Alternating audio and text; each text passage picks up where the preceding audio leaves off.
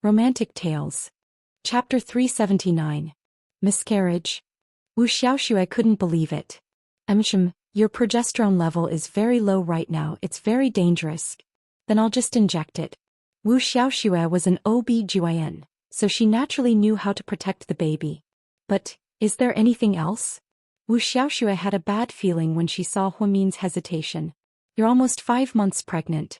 I did a Down syndrome test for you and the results show. Huamin crossed his arms, looking conflicted. How is it? Is it high risk? Wu Xiaoxue asked nervously. Yes, it's high risk. Huamin nodded. Wu Xiaoxue's heart sank to the bottom when she heard this. Not only was she facing signs of a miscarriage, but the baby was also at high risk? What did this mean? It meant that there was a high chance that the baby was deformed. How was that possible? Wu Xiaoxue thought that she and Ning Ziyuan were both young, and they didn't have any bad habits. Ning Ziyuan occasionally drank alcohol and rarely smoked. How could she be at high risk? Wu Xiaoxue had always wanted to do a Down syndrome test, but when she thought about how young she was and how she wasn't an advanced pregnant woman, she didn't think there would be any problems. Plus she was busy with work, so she delayed it. If Huamin didn't do it for her today, she wouldn't have known. Oh my God, what should I do? Wu Xiaoxue's tears flowed down uncontrollably and she panicked. Although she and Ning Ziyuan were in a cold war, she still loved the baby very much. The baby was innocent and she had worked so hard to keep it. Was she going to have an accident now? Don't worry, we'll solve the problems one by one. The signs of a miscarriage aren't very serious, so we'll inject it first to protect the baby. Calm down, your mentality is very important right now. Don't be nervous or depressed, Huamin comforted her. So what if we keep it? If it's a deformed baby, we might as well induce labor now. Wu Xiaoxue's voice was hoarse, and she almost couldn't speak. Any woman would not be able to bear such a situation, let alone Wu Xiaoxue.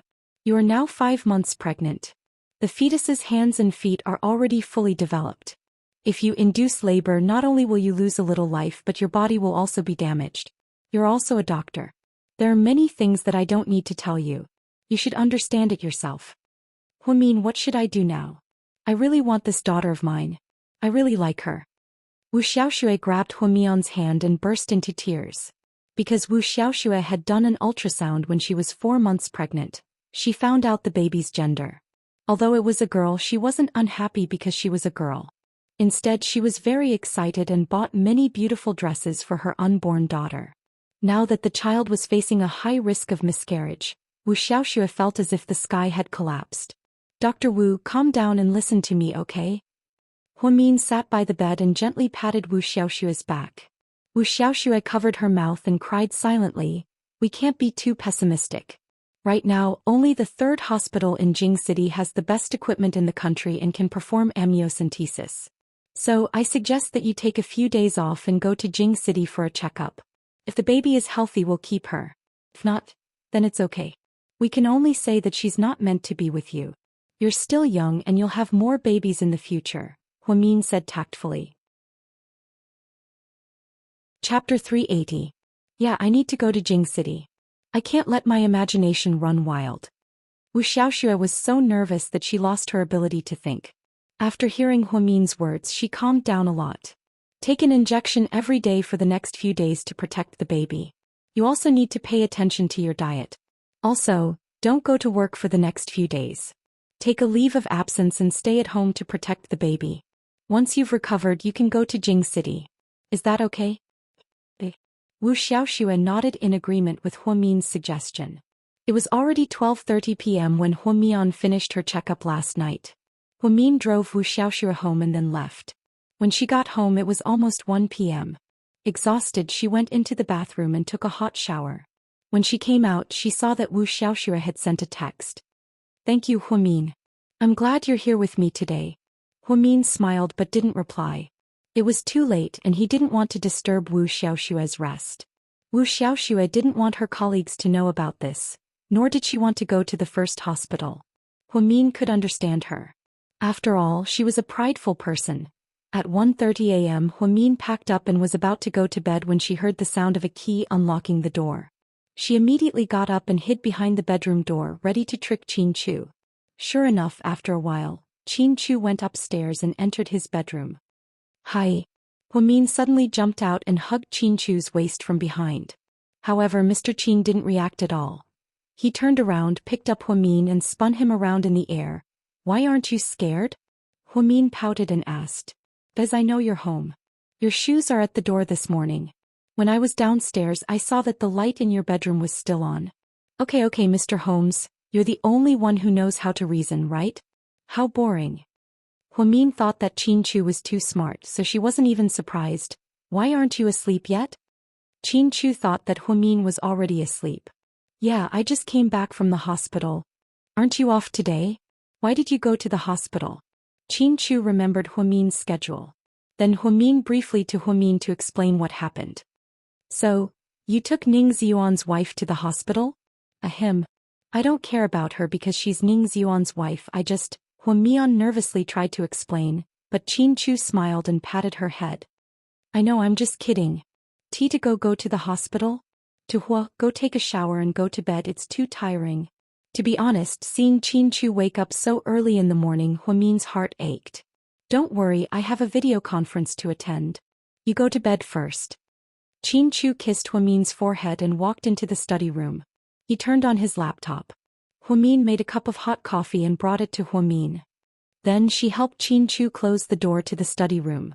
The next morning when Huamin woke up, Qin Chu had already prepared breakfast. She washed up and went downstairs to sit at the dining table. Before she could finish, she heard Qin Chu say, "You don't have to go to work today. I asked for 3 days off for you." "Why?" Huamin was surprised. "'Cause I want to give you a little honeymoon starting today." "Honeymoon?" Huamin was completely confused.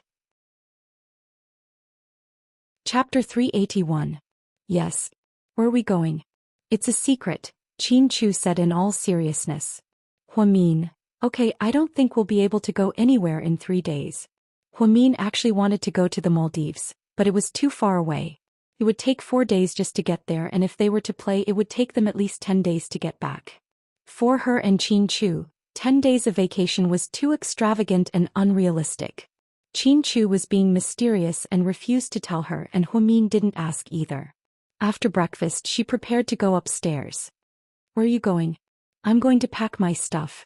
I'm bringing sunscreen, clothes and personal items." "Oh yeah, do you want to bring a tent? Are we going to the beach or the mountains?" Qin Chu looked helpless. "You don't have to bring anything when we come back, just bring me." Huamin nodded. "Okay, I'll bring you and you bring money." Qin Chu. Okay, Qin Chu didn't know when his wife became so talkative. He probably learned it from that shrew Zhu Lingling. Her words were a little funny sometimes, okay? After breakfast, Qin Chu held Huamin's hand and left the house. Although they didn't bring anything, the two of them had changed into casual clothes. They were dressed in dark gray from an outdoor luxury brand. The style was very nice and it was the same for both men and women. Seemed like it was really planned. Qin Chu even changed his car and put his Maybach in the garage. He was driving a black Range Rover. Huamin was still in a daze when they got on the highway. "Where are we going?" "Are you going to sell me?" "No, if I sell you I won't have a wife," Qin Chu said in all seriousness. Huamin was in a great mood. She took out her phone, opened her WeChat friend circle and posted a short video on the road. Then she wrote, "A trip that ended abruptly." It was indeed an abrupt trip, because there was no prior planning or forewarning. She was dragged away by Qin Chu all of a sudden and was forced to take 3 days off on her behalf by Qin Chu. Zhu Lingling immediately commented, "Going out to play and not calling me. Bad review." "I'm going with Mr. Qin. Are you sure you want to come?" "Then forget it. I don't want to be a third wheel." "Pa, that's why I didn't call you." "Where are you going? Are you coming back that day?" "I don't know where we're going. Mr. Qin doesn't want to tell me. He's being mysterious. It's a 3-day trip." 3 days? Alright, you're really too willful. Have a nice trip. Zhu Lingling said enviously. "Boya, where did you go?" Gao Ran commented. "I don't know where we're going. Mr. Qin didn't want to tell me, so I just followed him." "You're torturing us single dogs to death. You two have such a good life. Do you want to come along?" "It's fine. I don't want to be a third wheel." Gao Ran agreed with Zhu Lingling. "If you come with Lingling then you won't be a third wheel." Huamin teased him on purpose. "Zhu Lingling is going too?" Gao Ran was obviously interested. "You can ask her. Sis, I'm still on her blacklist. Gao Ran looked helpless. Then you can go to her house and block her. She can run away but the temple can't, Huamin suggested. Hey, you don't say. That's a good idea. No wonder Qin Chu said you're smart. You're indeed better than us. Gao Ran exclaimed. Huamin couldn't help but chuckle. What's making you laugh so happily? Qin Chu couldn't help but ask. Chapter 382. I was flirting with Comrade Zhu Lingling and Comrade Gao Ran. Are the two of them still at odds? Qin Chu had never been interested in other people's business, but he was speechless at how Gao Ran and Zhu Lingling got along. You think they're fighting too? Huamin chuckled. What else? Okay, we'll think the same thing. But I don't think it'll take long for this to be resolved. Miss Zhu Lingling won't be able to hold it in. Qin Chu smirked and didn't say anything. They drove on the highway for 5 hours. It was really far. During this time Huamin kept asking if he wanted to drive for a while, but Qin Chu refused. With his wife by his side he wasn't sleepy at all. Even the scenery along the way was more beautiful than usual. 5 hours later Qin Chu turned off the highway and drove into the depths of the mountains. When they arrived Huamin realized that this was the famous sacred mountain in the north, Yunding Mountain. Yunding Mountain was located at the northern edge of the border with Country E and Country C. This was the border between the three countries. Hence it was called One Look at the Three Countries.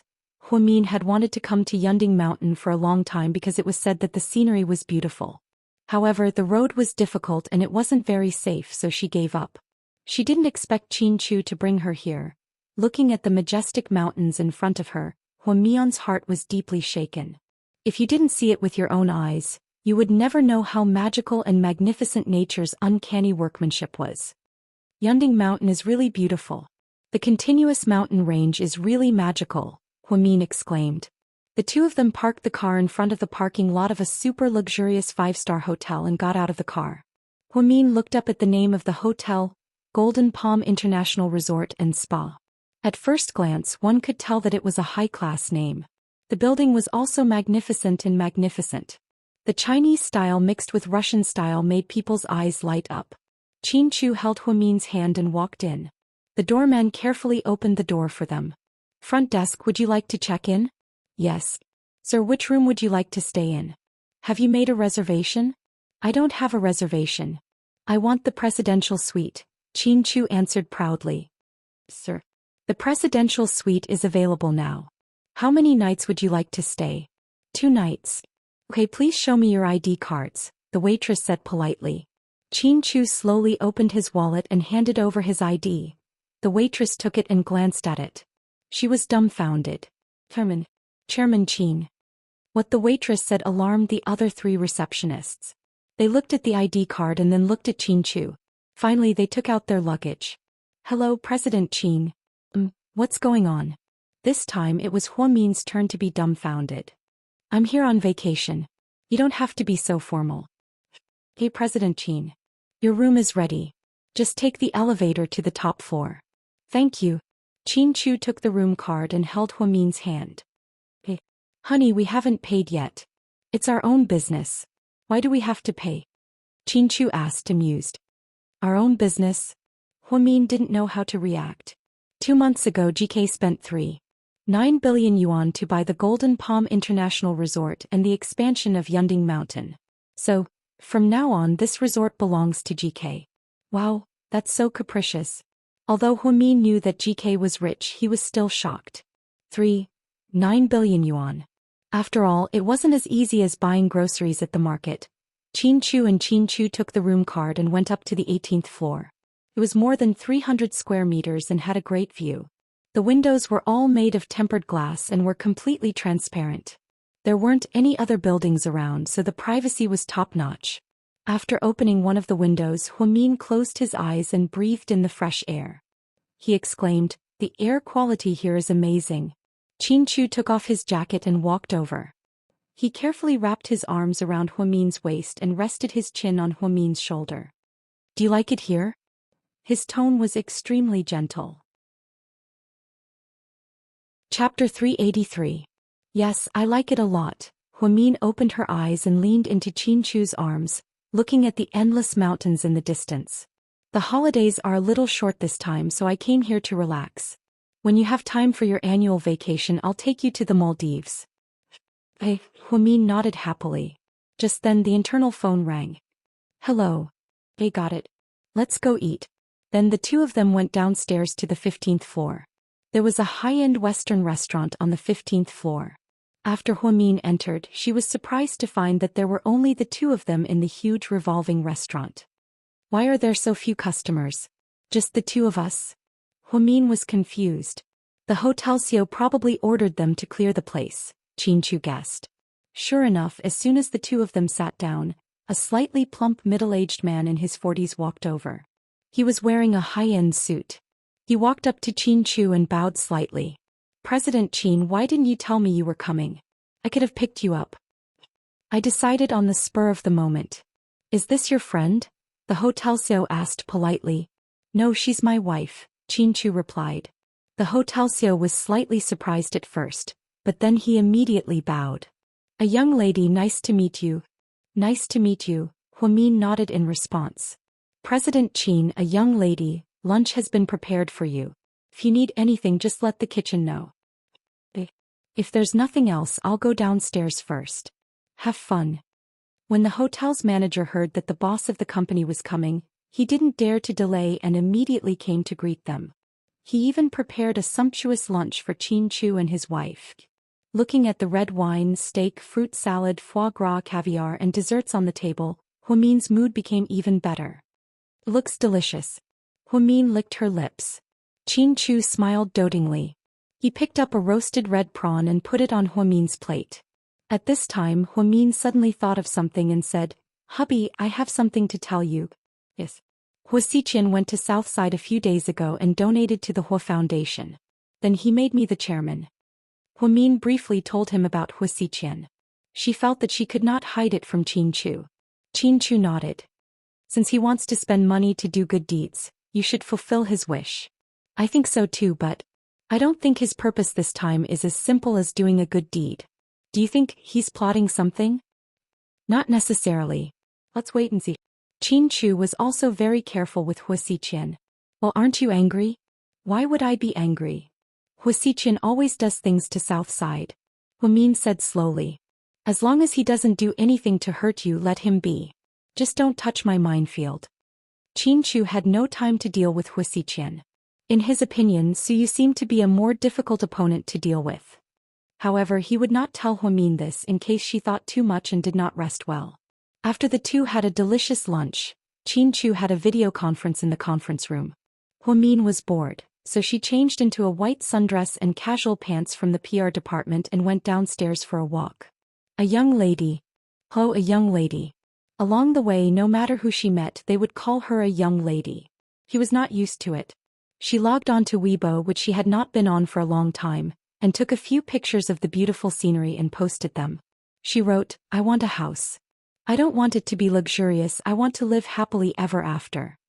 A few seconds later, Suyu sent her a private message. What kind of house do you want? I'll give you one. Chapter 384. I don't need it, thank you. I'm not joking, I'm serious, Suyu insisted. I'm not joking either, I'm serious too. I really don't need it. At work? No. At home? No. Then where are you?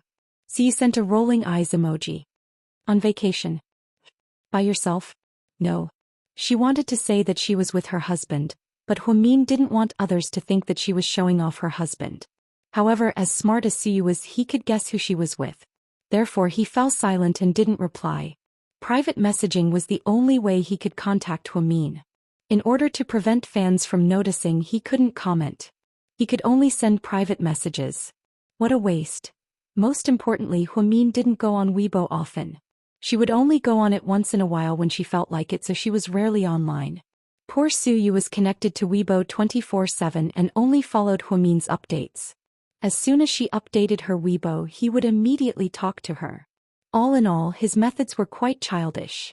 After Qin finished his meeting, he went downstairs to find Huamin. The two of them held hands as they strolled in the garden in front of the hotel. Listening to the birds chirping in the surrounding forest, they felt exceptionally happy. Did you notice that the sky here is bluer than where we came from? Huamin raised her head and looked at the sky. She felt like the clouds were like cotton floating in the blue sky. That's because this place is untouched. There's no car exhaust, no heavy industrial processing plants, and no smog. This is great. This is a place suitable for humans to live in. The reinforced concrete feels like a cage. Hubby, when we're old, can we retire here?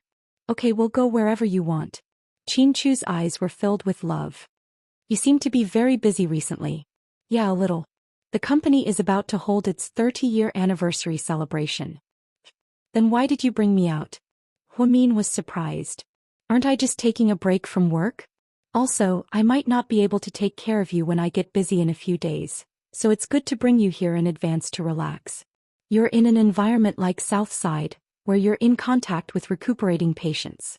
It's inevitable that you'll feel depressed after a while. That's true. They keep saying that it hurts here and there. After watching them for a long time, I feel that I'm in pain too. Huamin pursed his lips and smiled. Before dinner in the evening, Huamin and Chin-Chu went to a hot spring not far away under the arrangement of the hotel. It was actually natural. Huamin liked this place very much because it was very original and there were not many changes. Above the hot spring was the mountain range of Mount Yunding. It was very romantic to soak in the warm hot spring while snowflakes floated down the mountain from time to time. One of the wonders of Mount Yunding was that the peak of the mountain was covered in snow all year round, and it never melted. Therefore, many friends from the south who had never seen snow in their lives would scream in surprise when they came here. It was simply too beautiful. It was like a fairy tale kingdom covered in white snow. Mr. Chin, thank you for bringing me to such a wonderful place. Thank you for taking me to eat so much good food and see such beautiful scenery. Huamin raised a small glass of red wine and smiled as he sat on a floating tray in the hot spring. Goddess Hua, thank you for coming back to my side. Thank you for being with me every day. Thank you for holding my hand and walking through every nook and cranny. When I come home late at night, thank you for leaving a warm light for me. Chin-Chu raised his glass. So, is it really okay for us to be so sentimental? Huamin chuckled. Chin-Chu didn't say anything. Instead, he raised his glass and leaned over. He tilted his head and kissed Huamin's slightly red lips, catching her off guard. Chapter 385. Inside the natural hot spring at 45 degrees Celsius, only the two of them were kissing in silence. Occasionally, large snowflakes would fall from the mountains. The high-end equipment at the edge of the hot spring was playing the English version of the classic Disney animation Frozen, Let's Go. Huamin thought that she would never forget such a heartwarming scene. Even years later, when she thought of this scene, she would still feel tears welling up in her eyes. Chin-Chu had spent a lot of effort to turn her unintentional words from a young girl into a dream. She remembered that it was 7 years ago. The two of them went to the ski resort together. At the time, Huamin said, "It would be great if we could have our own resort in the future, with snow as the theme. There's a hot spring, an ice rink, and snowflakes floating above our heads when we soak in the hot spring. Wow, just thinking about it makes me want to die. It would be best if we could play some appropriate music. Just thinking about it makes me feel romantic." That day will come, Chin-Chu said faintly at the time.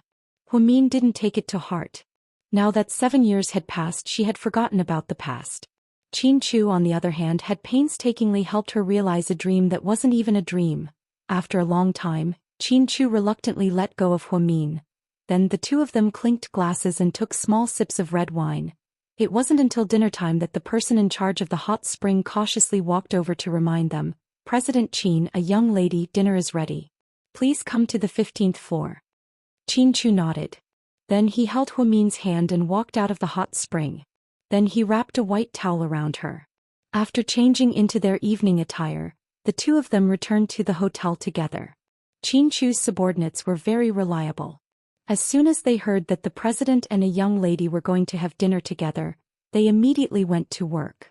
Chin-Chu was dressed in a black slim-fit suit, looking very fashionable. Huamin was dressed in a white strapless evening gown. An exquisite peony flower bloomed on her collarbone, perfectly covering her cleavage. Paired with a pair of white high heels, her aura was simply heaven-defying. After changing in the suite, Huamin walked out. She walked very slowly because she rarely wore high heels. She was afraid of falling. The moment Chin-Chu saw Huamin, a trace of amazement flashed through his eyes. He always knew that his Mion's aura was extremely strong when she dressed up. It's just a meal. Is there a need to be so grand? Huamin was slightly shy. After all, she wasn't used to dressing up like this. She felt that she couldn't let go. Let's go.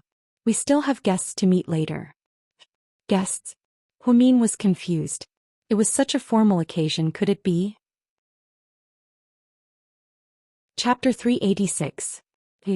How dare you play along with Qin Chu to surprise me? Do you want to die? Take them out and behead them. Huamin laughed. Zhu Lingling and Gao Ran both stood up. Zhu Lingling was wearing a crimson evening gown that was a little sexy on one shoulder.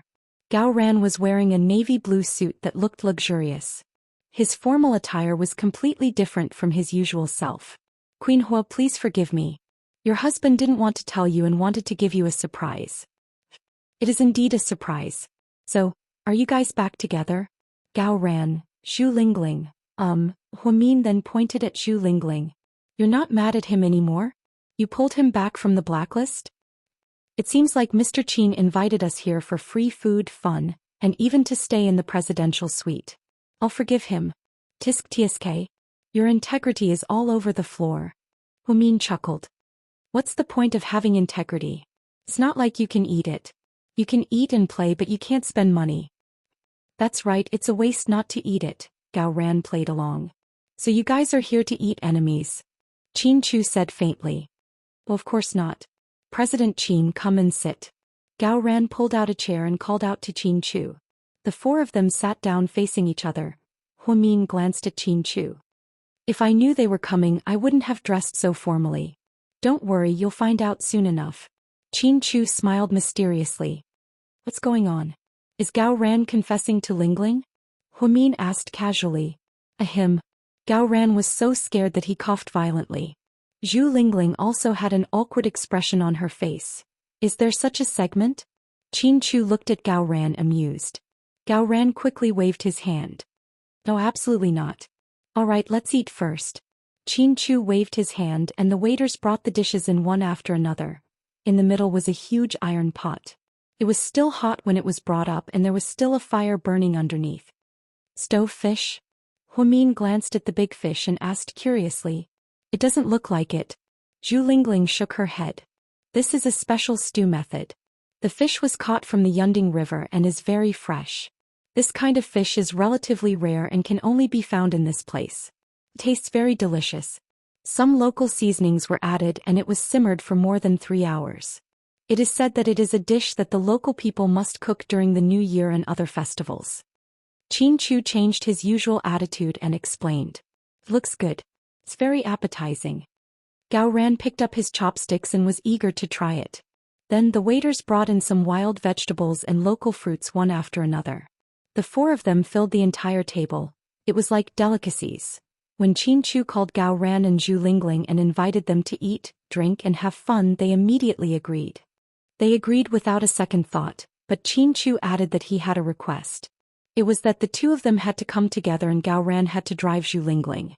Otherwise, neither of them should come. Therefore, the two of them miraculously reconciled because they came out to eat, drink and have fun. During the meal, Qin Chu kept putting food in Huamin's bowl. Try this. It's a local wild vegetable. Oh my god, can you two stop torturing the single people? Turn off your PDA mode. It's annoying to see you like this. Gao Ran was extremely envious. It's a crime to show off your PDA, Zhu Lingling also argued. Huamin looked up and said slowly, freeloaders shouldn't cause trouble. Let's eat properly. She really is a young lady. Even her tone is so arrogant. Zhu Lingling and Gao Ran teased each other. Every time the four of them ate together, they would fight until the sky turned upside down. Qin Chu was also a little more talkative than usual. In short, the atmosphere was very lively. An hour later, Qin Chu looked at his watch. It's about time. Everyone, let's go. Where are we going? Are there other activities? Gao Ran stood up and asked with a smile. You'll know when we get there. Qin Chu didn't say much. Huamin felt that Qin Chu was a little strange this time. He didn't want to say much, as if he was hiding some secret. Chapter 387. Qin Chu took the elevator down to the second floor with the three of them. Inside the Clivia ballroom on the second floor. The moment the door was pushed open, Huamin felt like the flashing lights were too bright. She couldn't even open her eyes. President Qin. Many people came over to greet him. The ballroom was about 300 to 400 square meters, and it was decorated in a Western-style setting. There were also a lot of people. President Qin, you're here. It's almost time, the hotel's general manager walked up and said carefully. Qin Chu nodded, then turned to Huamin and said, "Give me a second." Then Qin Chu walked onto the stage under the guidance of the hotel's general manager. "Next, let's welcome our company's CEO Mr. Qin Chu to give a speech." Then thunderous applause followed. "Do you feel like your man has a halo on his head right now?" Zhu Lingling asked with a smile. "Do you think he's Cupid with a halo on his head?" Huamin couldn't help but laugh. At this time Huamin, Gao Ran and Zhu Lingling stood below the stage and watched Qin Chu, who had a halo on his head, give a speech. At the beginning of his speech, Qin Chu said, "Ever since I took over the resort, I discovered that the economy here is poor due to the lack of transportation. Many children in the mountainous areas don't even finish primary school. I was deeply moved by this. My wife is a medical worker and she has a kind and sincere heart. I believe that, like me, she is willing to help those in need. So today, I'm announcing the creation of the Mian Angel Children's Foundation in my wife's name. Our goal is to help the children around Yunding Mountain rebuild their school. Thank you, everyone." After Qin Chu finished speaking, thunderous applause followed. Meanwhile, Huamin's eyes were already glistening with tears. She was truly shocked by Qin Chu's secrecy. "Mian Angel Children's Foundation. Oh my, your husband loves you so much." Zhu Lingling felt touched. Huamin bit her lip and didn't say anything, until Qin Chu walked down from the stage. Their eyes met, and that was more than 1,000 words. "Beautiful Mrs. Qin, may I invite you for a dance?" Qin Chu stretched out his hand in a gentlemanly gesture. With tears in her eyes, Huamin offered her fair little hand and the two of them walked onto the dance floor in each other's arms. She danced the first waltz of the banquet to the music. When it came to the waltz, Huamin didn't know how to do it, nor did he have the spare money to learn it. He only learned it when he was in school. The two of them went skating together. Qin Chu taught her how to dance the waltz on the ice as he skated with her. After 7 years, Huamin was still dancing so well. Even Zhu Lingling was surprised. "Oh my god, when did this lady learn how to waltz? Even her steps are so standard." Gao Ran gave Qin Chu a thumbs up and complimented, "Qin Chu looks like he doesn't talk much. I didn't expect him to be such a flirt." The banquet was quite lively. Most of the guests were local officials and leaders, and many local entrepreneurs were also invited. It was very lively. Huamin had never been so high-profile before. Luckily this was Yunding Mountain, not Sea City. He believed that it wouldn't be published in the newspapers, and his mother definitely wouldn't find out. After fooling around for a while, the four of them left the scene together. They ran to the lawn outside the hotel to get some fresh air. The night sky was always so bright. Looking at the stars from this latitude was a unique experience. Suddenly a shooting star flashed by. "Look, it's a shooting star." Zhu Lingling immediately closed her eyes and made a wish. Then Huamin and Gao Ran both closed their eyes and pretended to make a wish. "Qin Chu, why didn't you allow it?"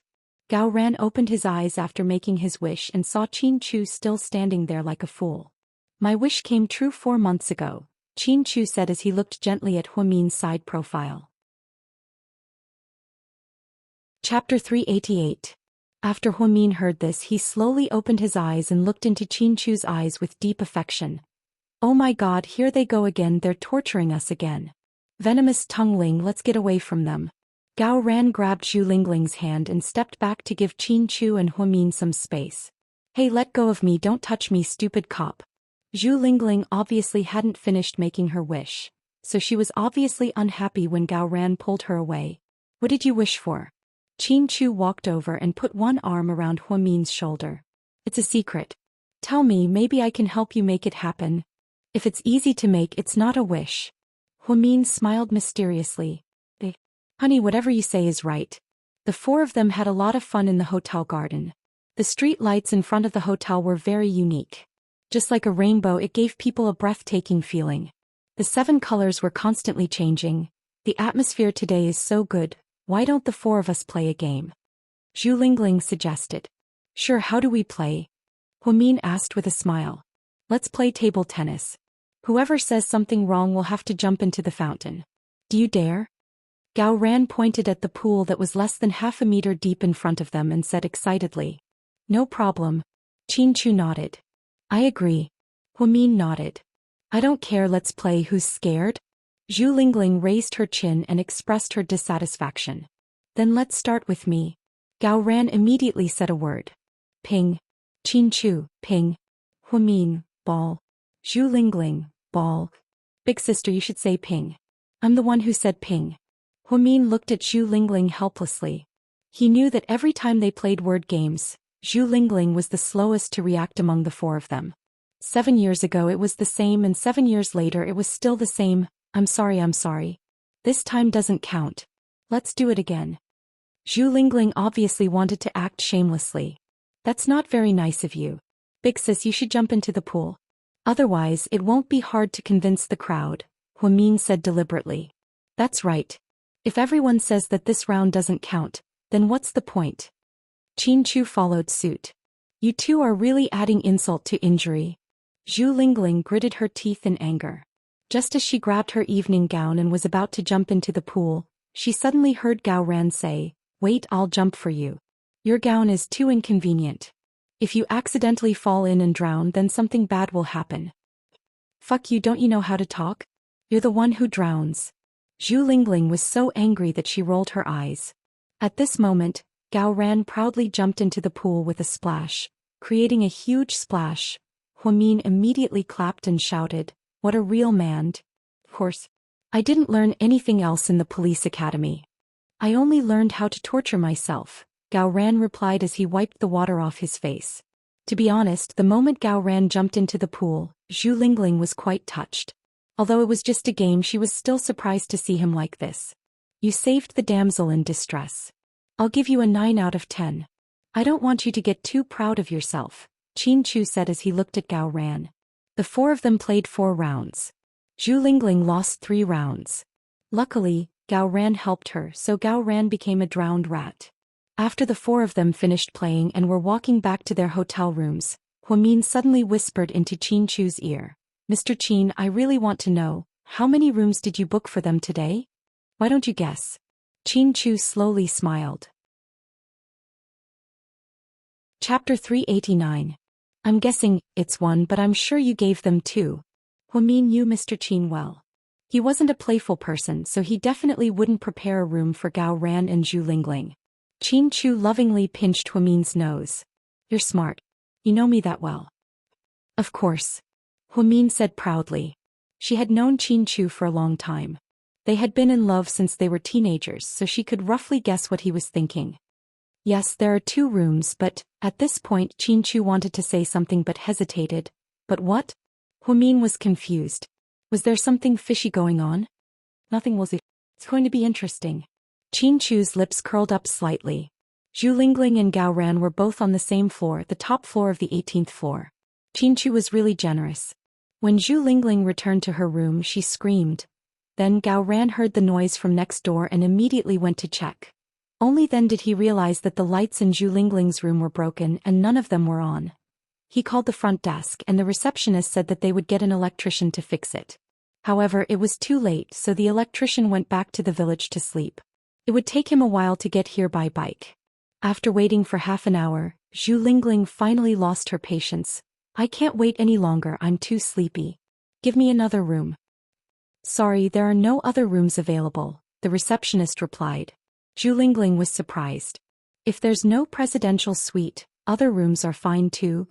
Sorry, there are no other rooms available. Are you kidding me? You have 18 floors here and there are at least 700 to 800 rooms, right? How can there be no rooms? Zhu Lingling was in disbelief. Although there are a lot of rooms, there are a lot of guests staying here because the president held a charity banquet tonight. Tomorrow there might be rooms available. Tomorrow? Then should I stay at your front desk tonight? Zhu Lingling was annoyed. I'm sorry, Miss Zhu. Why don't you stay with your friend first? The waiter asked kindly. What? Gao Ran immediately said, Mine is also a presidential suite. There are 3 bedrooms in it, so it's very convenient. Yes, Miss Zhu. The presidential suites are very large and have good privacy. You can stay in your friend's room. When the electrician finishes the repairs tomorrow, you can come back to stay. Is that okay?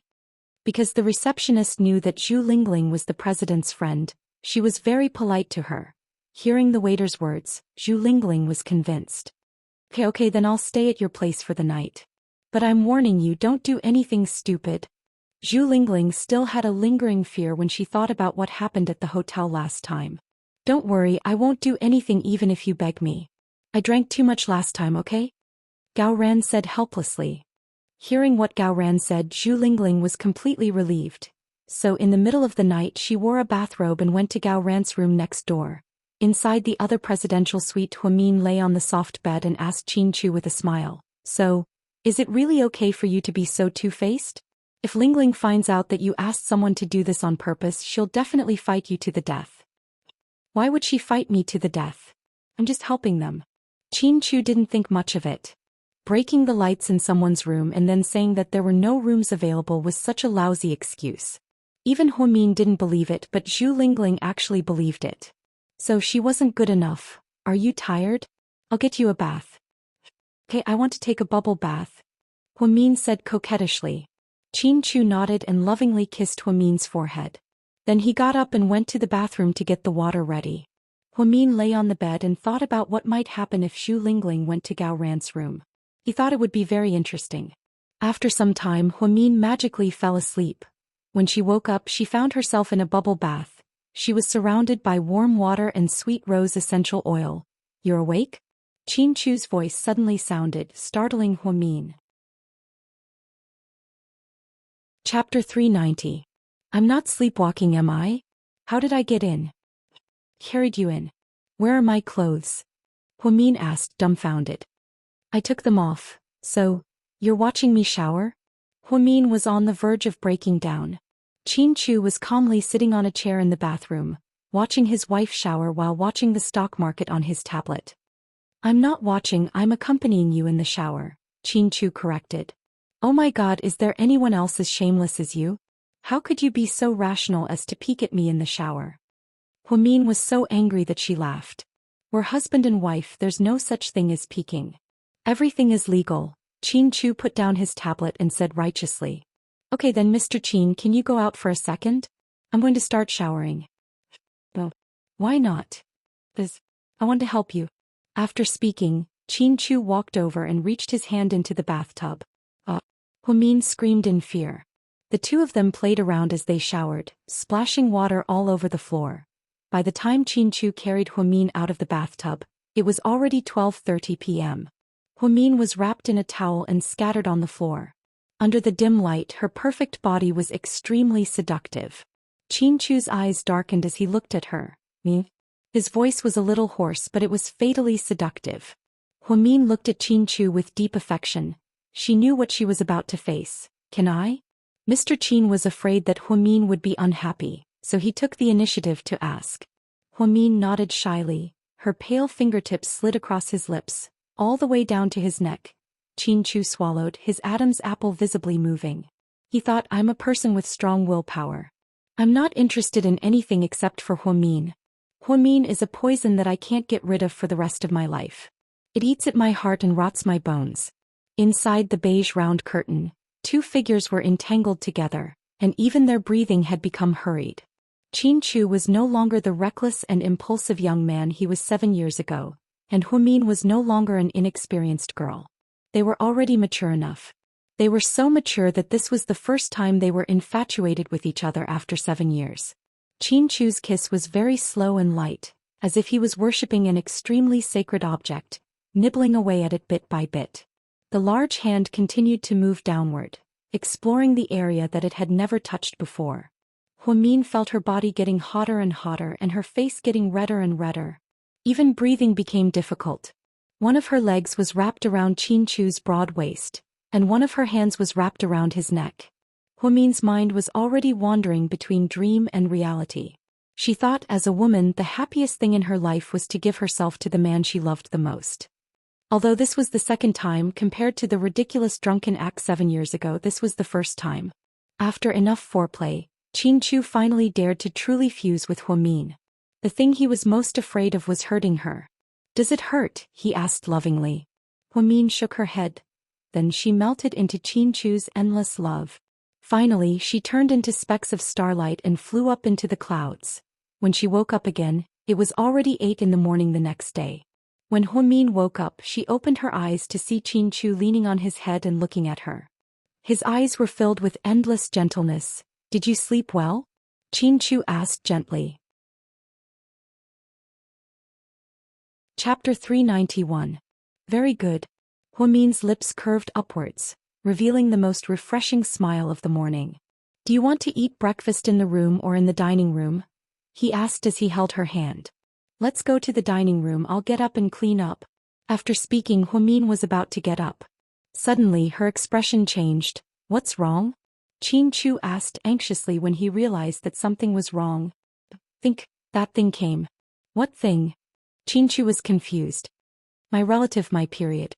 Huamin looked like she was about to cry. Qinchu finally realized what was going on. He lifted Huamin's blanket and saw a pool of dark red blood.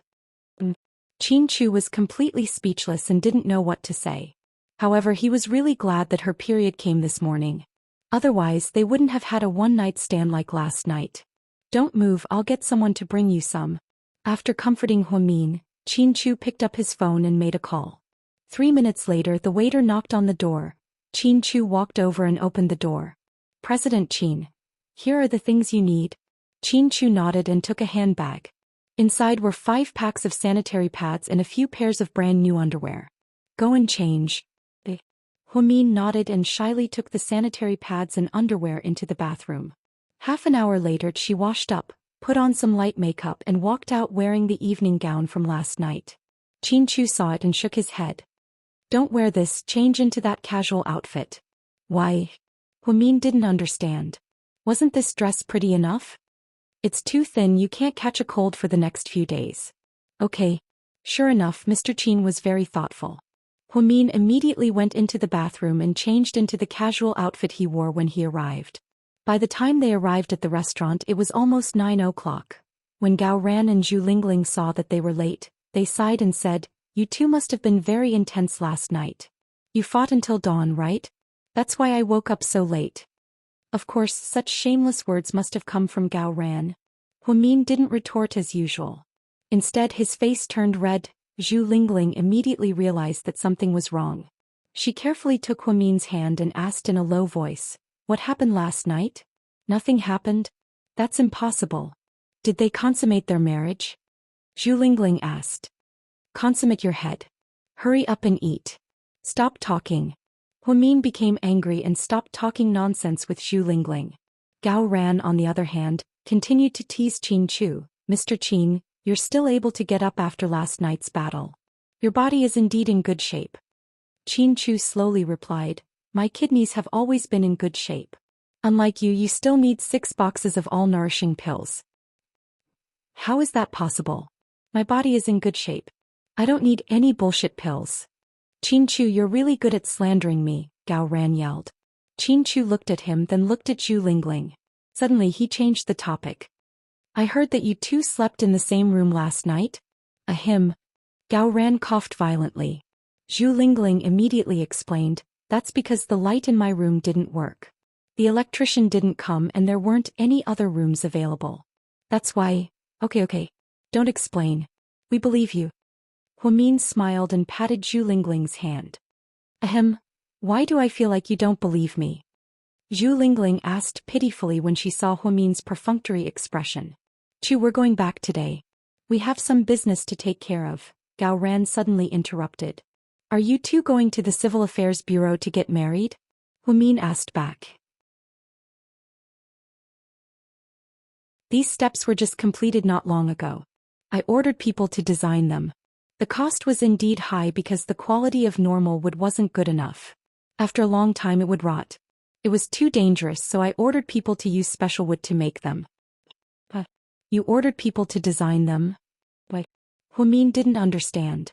Huamian didn't think Qinchu was the kind of person who would spend a lot of money to build stairs in the deep mountains and forests. There must be a reason, because you'll know when you see it later. Qinchu was still mysterious and didn't want to say anything. "Ever since we came to Yunding Mountain, you've been acting mysterious with me." Huamin looked at Qin Chu amused. He didn't know what Qin Chu was up to. Chapter 393. Huamin knew that Qin Chu was being mysterious again. Maybe there were more surprises ahead of them. After walking for about 3 miles, Huamin was stunned by the beautiful scenery in front of her. The path was originally lined with yellow leaves because birch trees would turn golden in autumn. It was very beautiful. However, after walking for 3 miles, the yellow leaves suddenly turned into a deep red. It was as if magic had been cast on it. Oh my God, it's so beautiful. Huamin looked at the red leaves around her and felt like she was in a fairy tale. Qin Chu looked up at the trees and said, "These are maple trees. Every autumn they turn deep red for half a month. It's very beautiful. The hotel staff are local residents, so they told me about it. I thought it was a good idea, so I bought this area and planned to develop it into a red leaves tourist attraction. However, in order to preserve the original ecology of the trees, this place is only open for 15 days a year and only receives 200 tourists per day." Huamin gave him a thumbs up. "Good idea, I'll give you 32 likes. Do you like it?" "I do. It's super beautiful here. I never dreamed that there would be a place like this. If it was rainy, I would be walking on the path in the forest, looking at the red leaves in the rain. Wouldn't that be so romantic?" Qin Chu looked at Huamin's happy face and felt happy from the bottom of his heart. "Honey, when we're old, we can build a wooden mansion here and live in the depths of the red leaves. We can raise a flock of chickens, ducks, geese, and a dog. Then we can plant some pure green vegetables. It'll be like the gods. We can also have a bunch of babies. That'll be even livelier," Qin Chu added. Huamin immediately rolled her eyes at him. "Do you think I'm a pig? A bunch of babies? It'll be great to have a soccer team. I'll make sure they make it to the World Cup," Qin Chu teased. Huamin couldn't stop laughing. She lowered her head, picked up a red maple leaf and placed it on her left eye. It was beautiful. Qin Chu couldn't help but take out his phone and snap a picture of this beautiful scene. "Aren't you going to take a few pictures of such a beautiful scenery?" Qin Chu reminded. Huamin shook his head. "There are many beautiful sceneries that can't be captured by a camera. Only by experiencing it and seeing it with your own eyes can you enjoy it the most. Sometimes the eyes are the best camera." "Honey, whatever you say is right." Qin Chu smiled and put his hand back into his pocket.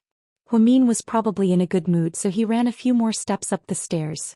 "Myung, come back. You can't go there." Qin Chu's expression changed slightly as he reminded her. "Why not?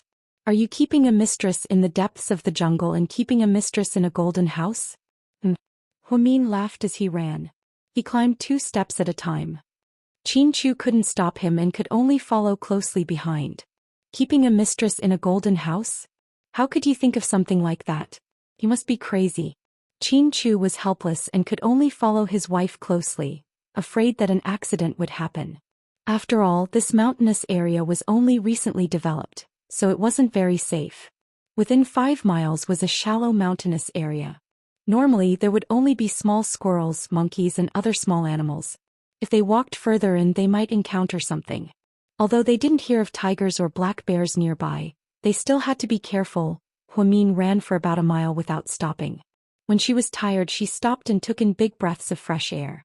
Suddenly, a flowery thing under a small tree to her left caught her attention. It was round. "What a cute mushroom." She bent down and reached out to pick it. Qin Chu, who was a few steps behind her, was scared out of his wits. "Mian, don't." Huamian immediately stopped what she was doing. At this moment the round thing began to unfurl one circle after another. Then it stuck out its dark red tongue. "Oh my God, there's a snake!" Huamin screamed. It would have been fine if she didn't scream, but her scream startled the little snake. It immediately jumped up and pounced towards Huamin's arm. Chapter 394. In the blink of an eye, Qin Chu flew over and protected Huamin. The little snake bit Qin Chu's arm. Fortunately, it was autumn and the morning was a little chilly. Qin Chu was wearing a light gray long-sleeved casual shirt. The little snake didn't bite his skin directly, so it used less force. Qin Chu used his other hand to carefully pinch the little snake's weak spot. Then he slowly placed it on the ground and suddenly let go. The little snake seemed to be frightened. It wagged its tail and slithered away into the grass. "You were bitten. Let me see." Huamin's expression changed drastically. He lifted Qin Chu's sleeve. 2 rows of teeth marks were clearly visible and blood slowly flowed out. It's all my fault. You were bitten. Let me squeeze the blood out first. Might hurt a little. Bear with it. After speaking, Huamin pressed down with both hands and the blood kept flowing out. Aren't you supposed to help me with the drug? That's how it's portrayed on TV. Qin Chu reminded him. How is that possible? What if this snake is poisonous? I'm dead for sure, Huamin said calmly.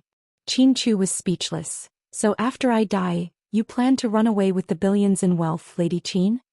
Qin Chu looked at Huamin quietly. Both of us are doctors. You can fool people. You can fool others, but you can't fool me. This type of snake is called the Songhua snake, also known as the cauliflower snake. It's ferocious and not poisonous. Its main characteristic is that it's huge. Many of them are as thick as the mouth of a bull, so it's also known as the Songhua python. This type of snake can be found in more than 10 provinces in our country. The one just now was obviously a newborn snake. It's not a big deal. When I was in medical school, I studied this type of snake during my internship during the holidays. Qin Chu was helpless when he heard Huamin speak so frankly. In the end, he could only sigh calmly. That's why it's not fun to have such a rational wife. I was careless just now. This little fellow was coiled up here. It's round and I didn't see it clearly. I thought it was a small mushroom. But since you know what kind of snake it is, why did you still rush over? It's not like it's poisonous. Huamin took out a bottle of mineral water and washed Qin Chu's wound with heartache.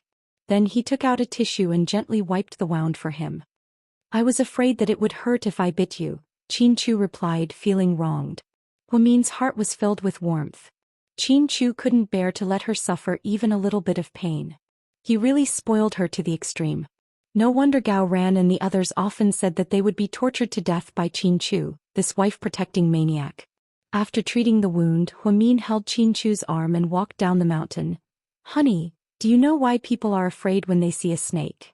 Even if they know that it's not real, even if it's just a small snake, they will still be afraid when they see it, Huamin asked seriously. It's an instinctive reaction, Qin Chu replied casually.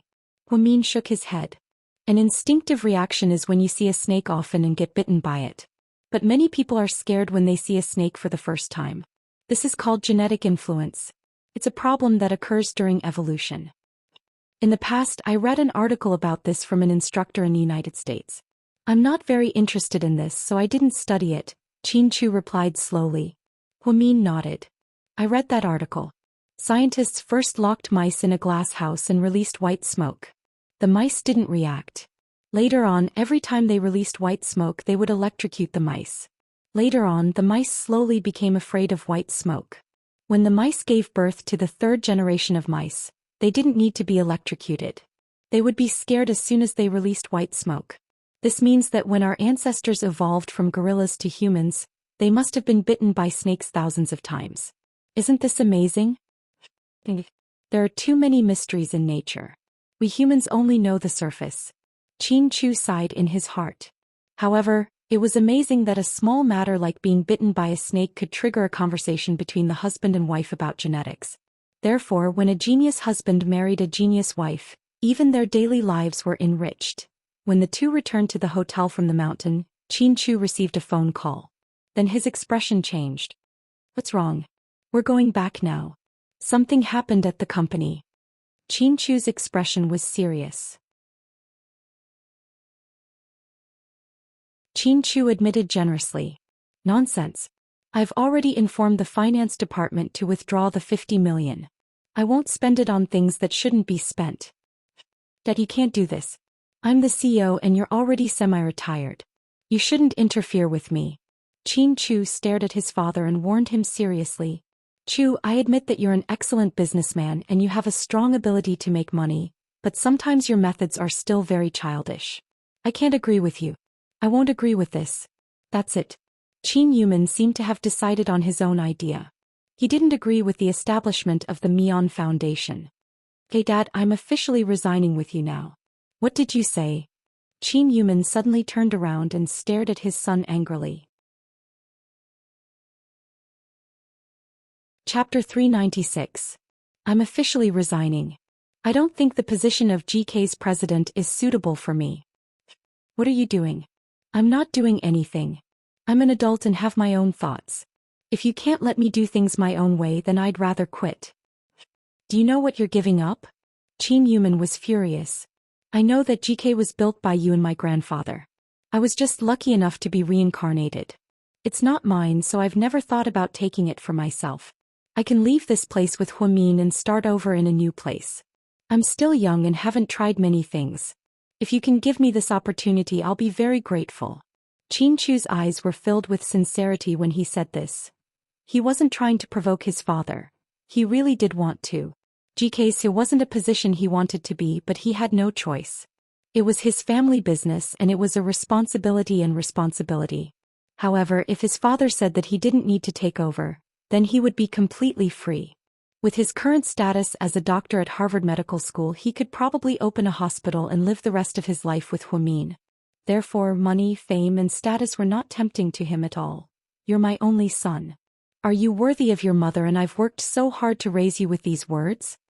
Dad, you're not me, so you can't empathize with me. I don't want to say how much I hate you and Mom for certain things, but the truth is, you and Mom made me fall harder than anyone else on the road to adulthood. To this day, I will respect your decisions and opinions. I only have one thing to say: if the foundation doesn't approve, I will resign immediately. And if you deny any of my decisions in the future, I will resign immediately. You? Qin Yuman was furious. What kind of son did he and his wife raise after 20 years? Qin Chu, you disappoint me. Qin Yuman looked at his son and said with deep meaning. To be honest, Dad, you and Mom disappoint me as well, but I don't blame you. You can't give up on Huamin, can you? No matter what I say. Qin Yuman asked one last time. After 3 seconds of hesitation, Qin Chu raised his head and said slowly, Dad, Huamin and I are married. What did you say? Qin Yuman took a few steps back and stared at his son with wide eyes in shock. Qin Chu added, We're officially married. Even though we didn't have a wedding, we've already registered our marriage at the Civil Affairs Bureau. We're legally married, so Huamin is already my wife. How could I give up on the wife that I love the most? Qin Yuman's heart raced when he heard about his son's marriage. He couldn't accept it. He was just trying to convince his son to give up on that unworthy commoner girl. He had a feeling that it was Huamin who influenced Qin Chu's thinking and made him a commoner. He was no longer cold, no longer decisive, and no longer like a ruthless businessman. When did you guys get married? Qin Yuman asked with great difficulty. For months ago, not long after I came back to China, Qin Chu replied faintly. Qin Yuman felt his brain buzz. He lost the ability to think for a moment. This blow was too big for him. Chapter 397. Qin Chu thought for a moment and continued, Dad, I'll give you 1 day to think about it. If you respect my decision, then I'll continue to work at GK. If you don't think I'm suitable and impulsive, then I won't come back to work starting tomorrow. Thank you for giving me this chance. Take care of yourself, that's all. Qin Chu turned around and left after he finished speaking. Qin Yuman fell back into his office chair with a look of defeat on his face. Sir, there's an emergency meeting in a bit. Yang anxiously said when he saw that the president was about to leave. It's fine as long as the president is here, Qin Chu said as he left the company. When he got home, Huamin was still cleaning up the house. She wore a cartoon apron and mopped the floor with a mop. It was good that the house was spacious, but cleaning up took a lot of effort. After a long time, she still hadn't finished mopping the first floor. However, she knew that this was her home, so she had something to look forward to. Huamin was at a loss for words as she mopped the floor while humming the theme song from Bonnie Bears. When Qin Chu walked in, she immediately turned around. You're back so early, I thought you'd be working until midnight again.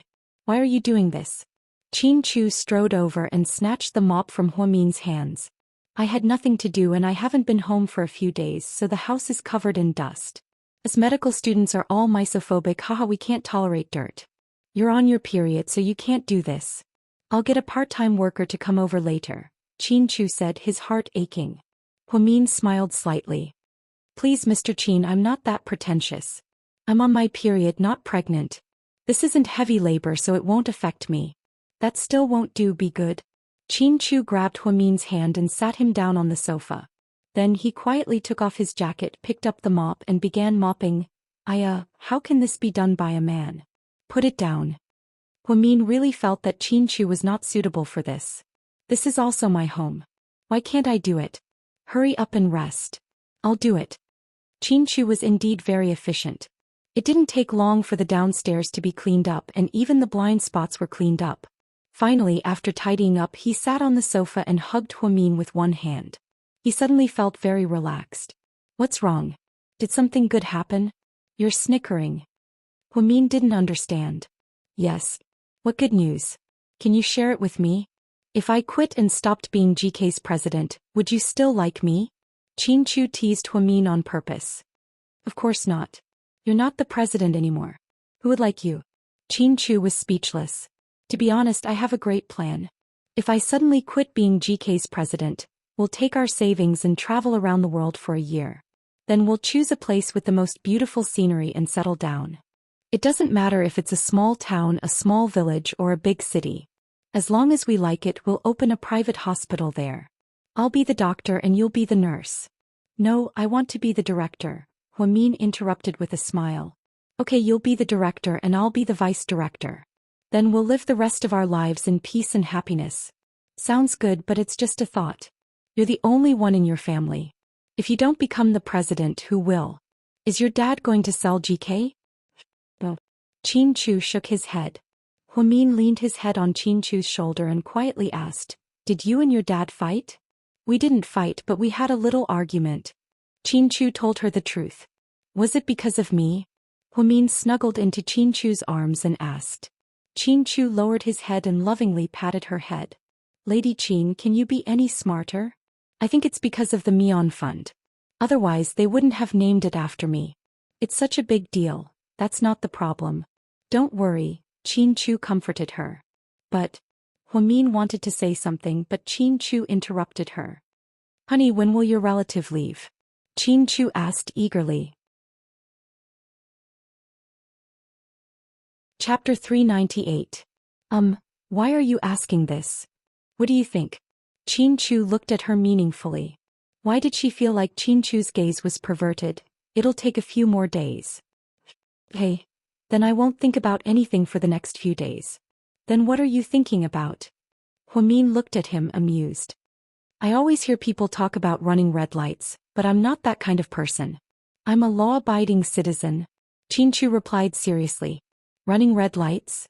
Huamin didn't know whether to laugh or cry at how Qin came up with such a dirty idea. During dinner, the two of them went to Oxan's ramen. While they were free, they called for a cleaner to clean up the neighborhood. Huamin didn't expect to see Suyu at Oxan's ramen. After all, with his status, he didn't seem like someone who would come to a small place like this to eat. Inside the ramen restaurant, hey, why are you eating ramen at this crappy place? Is there something wrong with your brain? Lord Su? Wei Liao was someone whose biological clock was reversed. He usually slept during the day and went out at night to have fun. Before he even woke up, Suyu dragged him out to eat and told him that it was a special place. When they arrived, they realized that it was a small ramen restaurant in a small alley behind a high school. What made him speechless was that the ramen cost 2 yuan per bowl. Hurry up and eat, stop talking, Suyu said impatiently. So, Lord Su, don't tell me that the special thing about this place is that the price is special. 2 yuan per bowl? When did you become so tight on money? Is the turnover of your company too tight recently? Come on, tell me, I'll give you some money, Wei Liao teased. Suyu still didn't say anything and quietly ate his ramen. Wei Liao felt like he was a little different today. Just as he was about to continue teasing him, he saw Qin and Huamin walk in. The two of them were holding hands and looked very intimate. Huamian was only wearing a black leather jacket with a white t-shirt underneath, dark blue jeans and a pair of heels.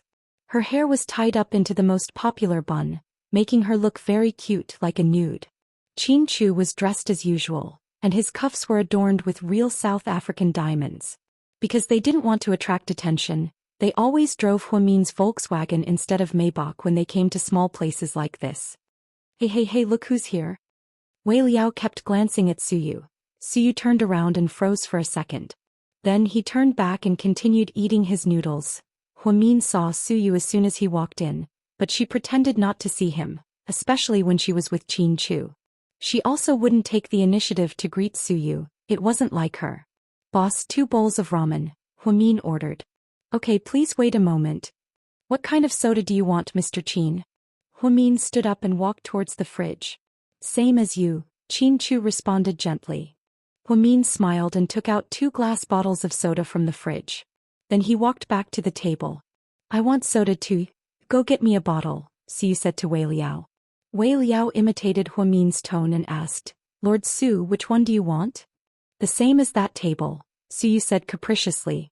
Wei Liao smiled as he stood up and walked towards the fridge. Do you want to go over and say hi? Chin Chu knew that Huamin knew Suyu. She mentioned it herself. No, I don't know him that well. Huamin shook his head and refused. Chin Chu didn't say anything else. Suyu finished his ramen in a few bites. Wei Liao stood up and said, Let's go. Boss, another bowl. Although Suyu called out boss, he was indeed looking at Huamin. You want more? I want to throw up. Lord Su, please forgive me. Wei Liao looked disgusted. From the moment they walked in until now, the two of them had eaten about 6 bowls of ramen. Although it was 2 yuan per bowl, he couldn't be greedy. Chapter 399. I'm not full yet, Su said capriciously. Just then the boss walked out and smiled embarrassedly. Sir, the last 2 bowls of noodles were ordered by the 2 customers. We don't have enough noodles right now. If you want to make more noodles, you'll have to wait for about 20 minutes. Is that okay? No, I can't wait, Suyu refused immediately. Then, what should we do? The boss looked troubled. Suyu glanced at Huamin and Chin Chu and said, Give me their noodles. I can pay more. 2 yuan for a bowl of noodles, right? I'll give you 200 yuan and I'll eat that bowl of noodles. After speaking, Suyu capriciously took out his wallet and took out 200 yuan bills. Sir, it's not about the money. There are regular customers. This is really against the rules. In my place, my words are the rules. Suyu didn't seem to be convinced. He was arguing with the boss. Chin Chu stood up and said, Boss, give him this bowl of noodles. I can eat with me first. Mr. Chin, how can I accept this? The boss was obviously very grateful to Chin Chu, but he was really embarrassed. It's okay. Chin Chu didn't seem to care. Unexpectedly, before the boss could say anything, Suyu stood up and said, Mr. Chin, you're so generous. You can even give me the noodles. Can you give me the rest? Chin Chu looked at him coldly. I can only give you the noodles. As for the rest, don't even think about it. Oh, I thought you were generous, but it turns out you're also a stingy person. Suyu, don't be childish. Finish eating and get out of here. Don't cause trouble here. Huamin couldn't take it anymore. From the moment she walked in, Suyu had been looking for trouble. Now he was even mocking Chin Chu. How could she take this lying down? Suyu glanced at Huamin and opened his mouth, but no words came out. Wei Liao pulled Suyu's arm. Go. We still have something to do later. In the end, Suyu didn't continue arguing with Chin Chu and left with Wei Liao. Suyu is that kind of person. Don't lower yourself to his level. When he's childish, he's just like a child. Huamin looked at Chin Chu and said, Yes. Chin Chu nodded and didn't say anything else. It was supposed to be a happy ramen, but because of Suyu's interference, it was no longer happy. Fortunately, Chin Chu didn't ask much, so Huamin didn't worry too much. The next morning Huamin drove to work. When he arrived at Southside, he saw that the office was filled with thousands of red roses. They covered the entire office. What's going on? Huamin was confused. I don't know. It was delivered this morning. It said that it was for you, the nurse said enviously. Huamin felt that other than Suyu no one else would do something so perverted. So he angrily called the number in his memory. Suyu was sleeping soundly. Usually when he was sleeping no one dared to disturb him. Otherwise, the consequences would be dire. How many times have I told you not to call me in the morning? Do you want to die? Suyu cursed with his eyes closed. Suyu, stop sending flowers. You're too perverted. When he heard Huamin's voice, Suyu immediately woke up. He opened his eyes with a hint of surprise. How did you get my number? Bro, that's not the point. The point is, stop sending flowers, Huamin replied angrily. Chapter 400. What's wrong? You don't like it? Whether I like it or not depends on who gave it to me. Suyu, you're the young master of the Su family. Don't do things that will make you lose fans, okay? I don't know what's wrong with you that you can't let go of me. Anyway, you're causing trouble for my work and my life. Please don't do this. Huamin, I'm giving you flowers because I like to give them to you. Suyu didn't say the words I like you out loud in the end. Although he knew that he already liked Huamin, he was still a little embarrassed to confess so directly. You like to give me flowers, so I like to accept them? What's wrong with you? Let me tell you, if you continue being like this, don't blame me for scratching your stupid Lamborghini. You're welcome to scratch me. Suyu smiled even more happily. Pervert. Huamin hung up the phone fiercely. Ever since Qin was no longer obstructed, Suyu's subordinates found a lot of information about Huamin, including information about when he was young. He also found out that Huamin was actually a person with high EQ and IQ. He became famous at a young age. Unfortunately, Qin romantic relationship caused a family tragedy. In the end, he gave up his bright future.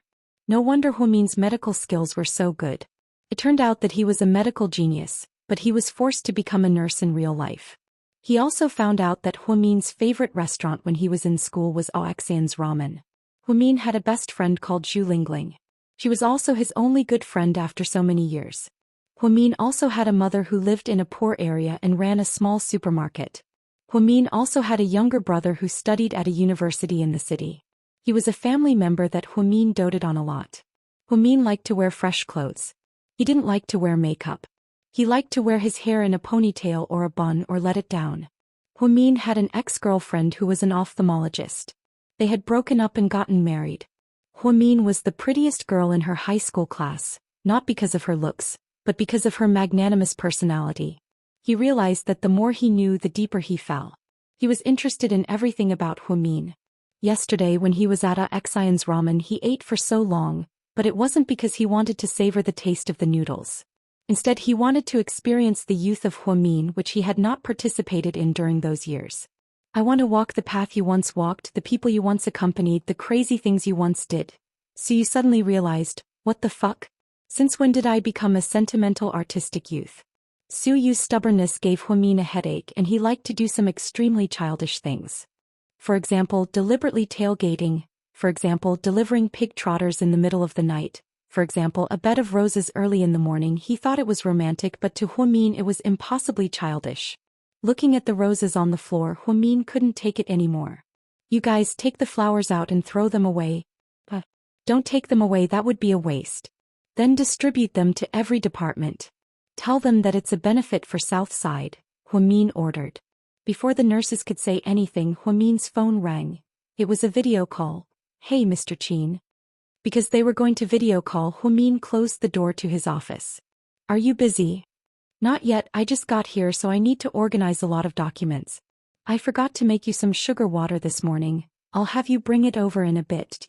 It's okay, I have some in my office too. I'll make one myself. Huamin smiled. Behind you, why are there so many flowers? Qin suddenly noticed that Huamin's office had become a sea of flowers. This is a benefit for Southside. It's going to be distributed to every department in a bit. Do all hospitals give out red roses when they give out benefits? Qin asked with a sharp gaze. Chapter 401.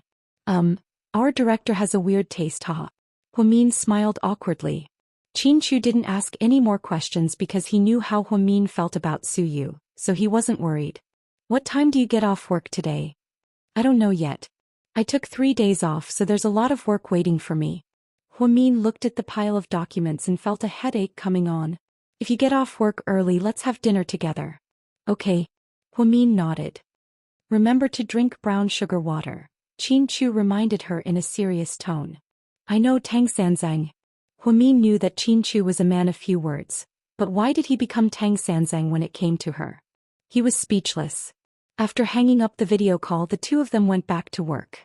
In the afternoon, Huamin received a notice from the finance department that the engineering department was going to use the Hua Foundation's money to repair the back garden. Huamin's expression changed immediately. He took off his white lab coat and rushed to the engineering department. The manager of the engineering department, Feng Yiqing, was rumored to be Deputy Director Guo's brother-in-law. He was an arrogant bully. Apparently, he often misused the company's funds. Since the amount wasn't large, Deputy Director Guo turned a blind eye to it. No one else in the hospital dared to report this to President Wu because they were afraid of offending the deputy director. This made him even more arrogant. Director Feng? Huamin knocked on the door. Hey Huamin, come in. Feng Yiqing was quite enthusiastic when he saw Huamin. Huamin walked in and asked without delay, I just received a call from the finance department. They said that you're going to use 3 million yuan from the Hua Foundation to repair the back garden of our hospital. Is that right? Yes, that's right. It was an emergency, so I didn't have time to tell you. Actually, according to the normal procedure, I should have told you. After all, you're the president of the Hua Foundation. I'm sorry, Director Feng, but I didn't approve the funds. Once the Huasiqian Foundation is used, it needs to be signed by me or Mr. Huasiqian himself. Didn't the finance department tell you? Yes. You came just in time. You can sign it for me directly, Feng Yiqing said shamelessly. I don't think you understand what I mean. I don't agree with using the Hua Foundation's money to repair the garden, so I can't approve this money. Why? Wasn't the Hua Foundation established to contribute to our hospital? I'm not using it for myself. It's for the sake of our nursing home. Look at the lawn in the back garden. It's been trampled. Definitely needs to be replaced. Also, the pavilion and the arch bridge are so old. If our environment isn't up to standard, we'll be laughed at by the industry. Huamin waved his hand and interrupted Feng Yiqing. I don't think you understand. Chapter 402. Huamin smiled slightly. I've never heard of that before. Also, it's up to me whether or not I can help you. Since I'm the chairman of the Huasiqian Foundation, I have to be responsible for every single cent. How about this? Why don't you go directly to Mr. Huasiqian and see if he agrees?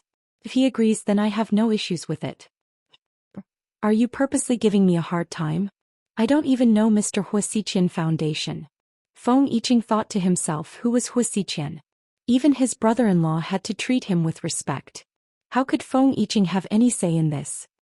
If that's the case, then please don't give the finance department a hard time, Director Feng. Let's end this here.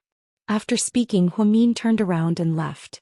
Feng Yiqing forcefully knocked on the table and cursed, Bitch, why are you acting so cocky?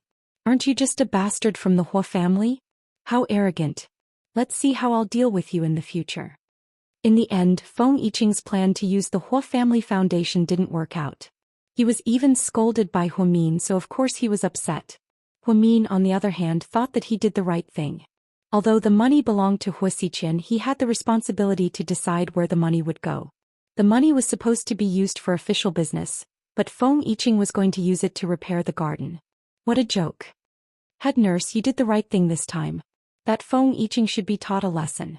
You don't even know how bad his character is. Not only does he like to embezzle money, but he also takes advantage of us nurses.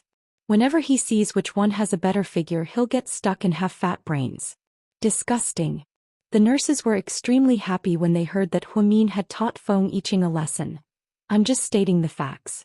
I have to know where the money will go, and I have to make sure that it's used in the right place. Otherwise, what's the point of establishing this foundation? No one can take advantage of it. Huamin was a stubborn person with a twisted personality.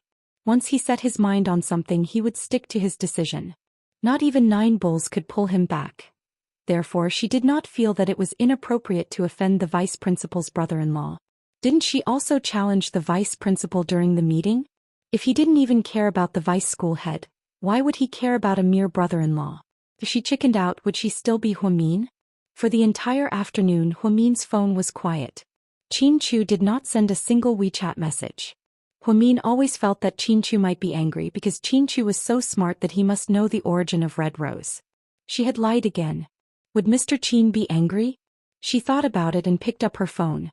She wanted to send a WeChat message to ask, but in the end she put it down. Huamin felt that she didn't do it either. She didn't want to tell the truth because she didn't want to aggravate the conflict. Was she supposed to tell Qin Chu that Suyu was the one who wanted to pursue her and sent her flowers? Wouldn't that make Qin Chu even angrier? By the time Huamin got off work, it was already past 6 p.m. She was stuck in a traffic jam and arrived at Imperial Park at 7:20 p.m. Qin Chu was not home yet. Because it was autumn, the house was cold. She turned on the lights, changed into slippers, and sat on the sofa to wait for Qin Chu to come home so they could have dinner together. There was nothing left at home. She took out her phone and was about to order a fruit pizza to eat with Qin Chu. Before she could order, she received a call from Jixin. Jixin. Sis, are you off work? Yeah, I just got home. What's up? I have something to tell you, but don't get too excited. Jixin's voice sounded a little off, as if he was hesitating. What's wrong? Huamin had a bad feeling. Mom just fainted. She's in the first hospital. What? Huamin panicked. She immediately hung up, put on her clothes and drove straight to the first hospital. Outside the ward, Huamin saw Jing Jixin's worried face. What happened to Mom? Did she slip and fall? No. Jing Jixin shook his head. Then what's going on? Is it Qin Chu? What happened to Qin Chu? Huamin's heart jumped into his throat when he heard that it had something to do with Qin Chu. Chapter 403. Jing Jixin slowly lowered his head. Qin Chu's mother came to our house and said something to Mom. Mom got agitated and got into an argument with her. In the end, Qin Chu's mother's bodyguard pushed her and she slipped. What? Huamin's brows furrowed when he heard this and his heart sank. Qin Chu's mother again. She was like this 7 years ago and now she was doing it again? Did she really think that his family was that easy to bully? Jixin, did you see it with your own eyes? Huamin asked again. No, I wasn't at home. Auntie Wu was at our house, she said so. Then Auntie Wu called me and I came straight to the hospital from school. Huamin didn't say anything, but his expression was terrible. Sis? Yeah. Big. Mom probably found out about you guys, that's why she's so agitated. Yeah. Huamin tried his best to stay calm. So, what are you going to do next? Jing Jixin's voice wasn't very loud. He didn't want to put pressure on his sister, but he didn't know what to do either. He originally wanted to tell his mother about it slowly, but now he couldn't hide it anymore. But how did Qin Chu's mother find out? Why did she suddenly go to her house to cause trouble? Did Qin Chu come clean with his parents? At this thought, a wave of anger surged up again. Where's Auntie Wu? Oh, she went over there to get some water. She'll be back soon. Less than a minute after Jing Jixin spoke, Auntie Wu came back. She was wearing a flowery shirt, black pants and canvas shoes. Auntie Wu. Mion's here. Auntie Wu, what happened? Huamin really wanted to know what happened, so he asked. Auntie Wu's eyes flickered. She didn't know what to say. Auntie Wu, just tell me what you saw. Don't hide it from me or else I'll feel bad. I don't know what's going on with my mom and I'm really worried. Mion, are you with that son of the Qin family again? Auntie Wu asked in a serious tone. Huamin remained silent. But it was a tacit agreement. It seems that Lady Qin was right. She suddenly came to your house this afternoon. At that time I was cross-stitching with your mother. She was very aggressive and said a lot of unpleasant things. She said that she was a vixen and that she would raise a vixen to seduce her son. In short, it was very unpleasant. Your mother didn't believe her and argued with her during the confrontation. Don't you know your mother's character? She was so anxious that she wanted to scratch Lady Qin. Then a tall bodyguard behind her rushed up and pushed her hard. Your mother fell down. They even said that your mother deliberately faked the accident. After that, they drove away. I saw that your mother fell quite badly, so I immediately sent her to the hospital. She's still in the operating room. I wonder how he is now. After hearing Auntie Wu's words, Huamin's heart felt extremely heavy. The tragedy from 7 years ago seemed to be repeating itself. Because of her relationship with Qin Chu, her family was implicated. Her tears fell uncontrollably. She didn't know what to say. She just wished that she was the one lying in the operating room. Sis, don't be sad. I believe that Mom will be fine. Jing Jixin walked up and wiped his sister's tears with a tissue. Mion, I don't want to scold you, but why couldn't you have dated anyone? Why did you have to go down the same path as before? It's not like you don't know what kind of people the Qin family is. They're a rich family that kills without batting an eyelid. Why are you so stupid? Auntie Wu criticized. Huamin didn't say anything, she just cried. Jing Jixin interrupted. Auntie Wu, it's already happened. We can't change it. You can't blame my sister. She doesn't have the ability to predict the future. If she knew that my mother would be like this, she wouldn't want it to happen. What you're saying will only make her feel worse. You're right, then I won't say anything. Anyways, you're a grown-up now. Think about it. Auntie Wu turned her head away from Huamin. Bro, did I do something wrong again? Huamin looked up at his brother with tears streaming down his face.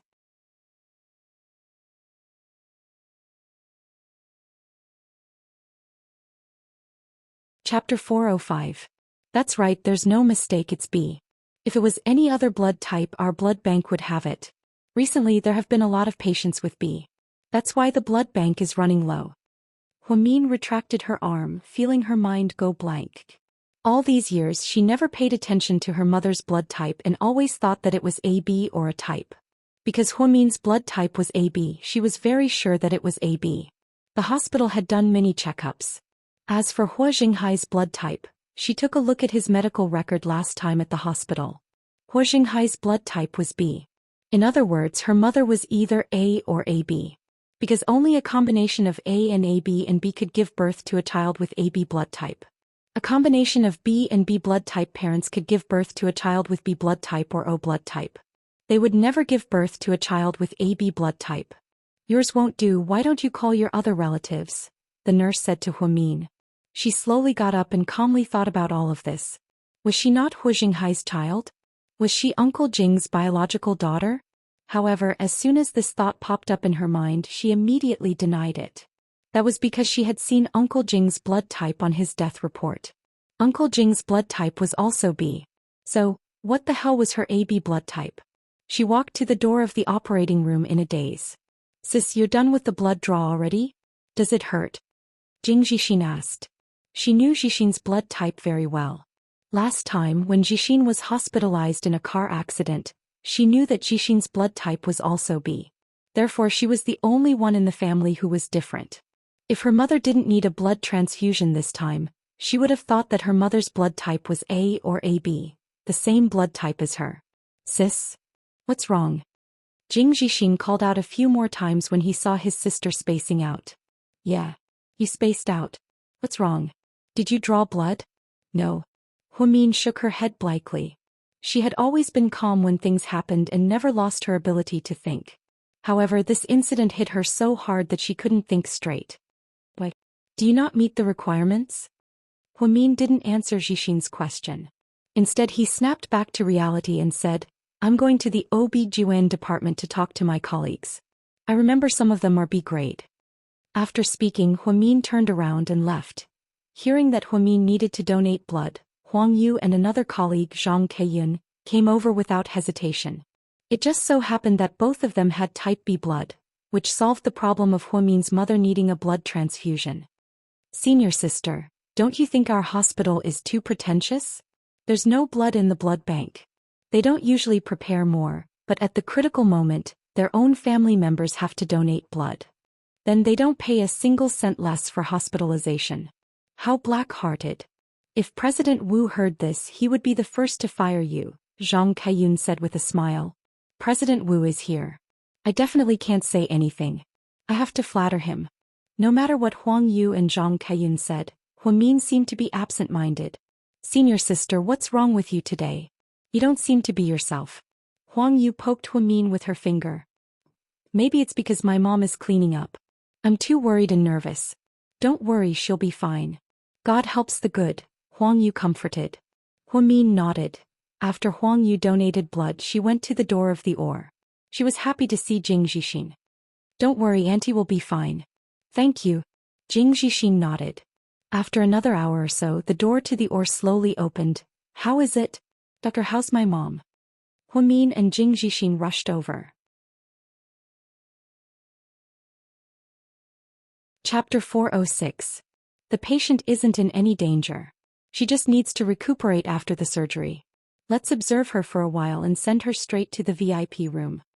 Yang Meirong's face was pale from the surgery. It was heartbreaking to see her like this. There was still anesthesia left, but she showed no signs of waking up. Huamin gave Jing Jixin some money and asked him to take Auntie Wu out for a meal. He would stay here and take care of her. Sis, what do you want to eat? I'll get some takeout for you. Huamin shook her head in exhaustion. I don't want to eat anything, I don't have an appetite. Okay then, I'll come back and take your place.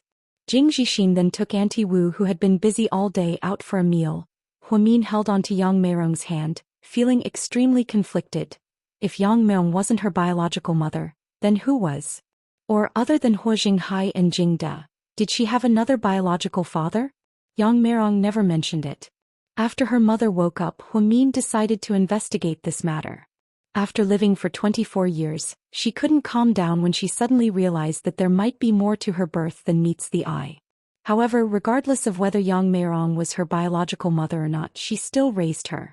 Seeing her lying on the hospital bed and suffering because of her made her heart ache. I hope you're safe and get better soon. Huimin looked at the woman on the bed with tears in her eyes. Jing Zhixin came back half an hour later. Auntie Wu saw that Yang Meirong was out of danger, so she went straight home. I'll take care of Mom. You should get some rest. I'm fine. Go back to sleep. You have school tomorrow. My classes aren't that busy. You still have work to do. You can't handle it alone. Jing Zhixin felt bad for his sister and handed her a lunch box. Here's congee and pickles. Don't eat too much. Your body can't take it. I don't feel like eating. Gee, take care of Mom. I'll go buy some food for my colleagues. After leaving the VIP room, Huimin went out and ordered a lot of food from a restaurant. Huang Yu and Zhang Keiyun each donated 400 cubic centimeters to Yang Meirong. They were very generous. In Huang Yu's words, she said, "When I drew my blood, I was dazed. Everything went black and I almost fainted." After all, she was a girl. 400 yuan was quite a lot. However, since their relationship was good, it was impossible to give him money. That would be an insult to him. Huimin bought a lot of delicious food and some supplements for his two colleagues. Huimin took the opportunity to chat with the head nurse, Su Yan, at the entrance of the OB/GYN department. Head nurse, do you think that a type B father and a type B mother would never have a type AB child? Of course. AB and B can only give birth to AB or an OB. Isn't this something you should have learned in your first year? You're a straight A student. Why are you asking me about such a small matter? Su Yan smiled. It's nothing. I was just asking. Huimin smiled awkwardly. On the other side, Qin Chu noticed that Huimin didn't pick up his phone. Something was wrong. Huimin rarely turned off his phone. Even if his phone ran out of battery, he would charge it immediately. There were chargers at home, at work, and in his car.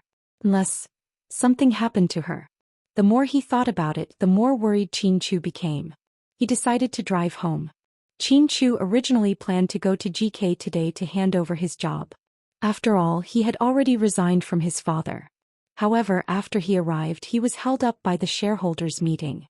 A few of the major shareholders were in a bad mood. His father couldn't reach them and Assistant Yang was busy. Qin Chu had no choice but to step in and calm them down. After a busy day, he wanted to pick up Huimin for dinner. However, he couldn't reach her, so he was very anxious. When he got home, he realized that Huimin wasn't home either. Qin Chu was a bit worried. Just as he was about to call Huimin, he received a call from home. Young master, come back as soon as possible. Master and Madam got into a big fight. Madam is so angry that she's crying. She even wants to run away from home. After hearing the maid's call, Qin Chu frowned slightly. When it rains, it pours. Chapter 407. Qin Manort. The majestic mansion was brightly lit. As soon as Qin Chu walked in, he saw that the living room was a mess. Qin Yuman was sitting on the sofa, smoking a cigarette without saying a word. His mother stood at the door with a suitcase in her hand as if she was about to leave. Mom, what are you doing? Qin Chu frowned as if he didn't understand what his parents were doing. Over the years, although his mother was a bit overbearing and unreasonable, she still knew what was important, and what was important was that his father had the final say in major decisions. His mother only made decisions in their daily lives. Qin Chu couldn't figure out what was going on that would cause them to fight like this, even though they had never fought before. Son, you're back just in time. I don't want to live with your dad anymore. I want a divorce. As soon as Lady Qin saw her son come back, she immediately put on a sad act. She had tears in her eyes and looked extremely wronged. What's the reason? Your dad said that you wanted to resign and that he approved it, but how could I agree? You two didn't even discuss such a big thing with me. You really don't think of me as a part of this family. Mom, this is the company's business. Qin Chu defended himself. What company? Isn't the company our family? I told you you're our only son. You can't leave GK and you can't leave us. We've already tolerated you moving out, but how could you leave us? I'm guessing that your dad must be up to something. Maybe he has a mistress or an illegitimate child. That's why he's treating us so coldly. Don't slander me.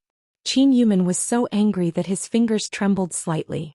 He agreed to Qin Chu's resignation only because he was angry. How could he give up on their father-son relationship? Mom, my dad isn't that kind of person. You've been married to him for so many years, you should know him better than I do. Don't say hurtful things so easily. The person who said it didn't mean it, but it hurt the person who heard it. Qin Chu always thought that his mother was a sharp-tongued person. She was in the right and didn't show mercy. All these years her father had always been good to her mother. He didn't fuss over small things with her. Now that he was old, his chastity was at stake. He was labeled by his mother as someone who kept a mistress and an illegitimate child. How could a person like his father not take it? That's hard to say. Who doesn't know that he's scheming and shrewd? I won't be fooled by his facade, Lady Qin said seriously. If you want to leave, go ahead. I won't stop you. I've had enough of these years. Qin Yumin waved his hand. He seemed to have lost his temper. All right, son, listen to him. He's finally telling the truth, right? Are you trying to kick me out of the family? All these years, even if I haven't done anything for this family, I've still worked hard. I even gave birth to Chu for the Qin family. Qin Yumin, how can you treat me like this? Don't you have any shame? Lady Qin had no intention of leaving. She pointed at Qin Yumin and yelled at him like a shrew. Mom, stop it, you guys.